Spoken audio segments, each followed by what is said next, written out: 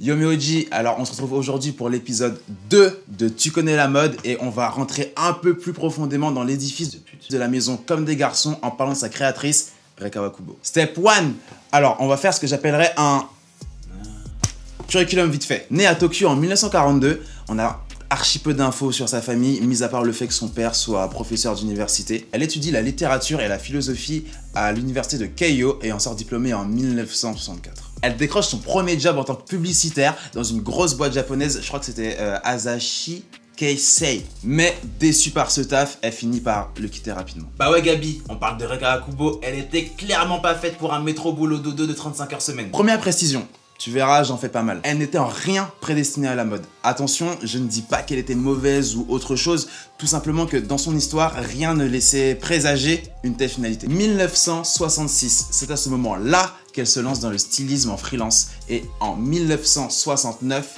c'est là qu'elle fonde la maison Comme des garçons. En vrai, 1973. Niveau influence, elle se rapproche de concepts tels que le wabi-sabi. J'espère ne pas écorcher le nom. C'est un terme japonais, et ce qu'il faut savoir, c'est qu'il n'y a pas de traduction exact en français pour l'expliquer. Si je devais donner une définition qui s'en rapproche, ce serait la contemplation du temps qui passe et l'acceptation des imperfections présentes dans la nature. Et là, je te fais la version pour débile, parce que si je devais pousser, j'entrerais dans un domaine qui ne serait plus du tout le mien. Simplification max. Et pour ceux qui connaissent déjà Comme des garçons, vous avez dû le cramer, c'est un concept qu'on retrouve archi souvent dans le taf de Madame Kawakubo. Et selon moi, on le retrouve dans des dégradations volontaires ou des défauts, comme on peut le voir là, ou là. Elle débarque sur le marché international dans les années 80 et plus particulièrement en 1981 avec son premier show Lace à Paris. Bon, tu connais, premier show Hiroshima Chic. Mais tout ça, tu le sais déjà, et si tu veux plus de précision, je te renvoie à ma première vidéo. Mais si je dois parler de Rei Kawakubo à ses débuts, il y a un bail que je peux absolument pas vesquiller, c'est l'anti-fashion. Mais avant tout, il me faut clarifier le contexte de cette époque. Et c'est la merde, gros.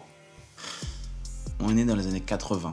Le monde est encore en pleine guerre froide, l'apparition de maladies telles que le sida qui fait des ravages. Bof, la fête du slip. Et c'est dans ce cadre plus que chaotique que l'anti-fashion a débarqué, avec à sa tête Rei Kawakubo et Yohji Yamamoto. L'anti-fashion, c'est donc un mouvement intellectuel et comme son nom l'indique, il est en rupture totale avec ce qu'on pouvait trouver à cette époque-là, aux antipodes de ce qui se faisait dans la mode et de ce que les autres créateurs faisaient à ce moment. Je sais, je me répète, j'en ai déjà parlé dans mon ancienne vidéo, mais ce qui fonctionnait dans la mode à l'époque, c'était le luxe et l'ostentation. Couleurs sombres, vêtements déchirés, asymétriques, en fait tout ce qui était considéré comme moche à l'époque.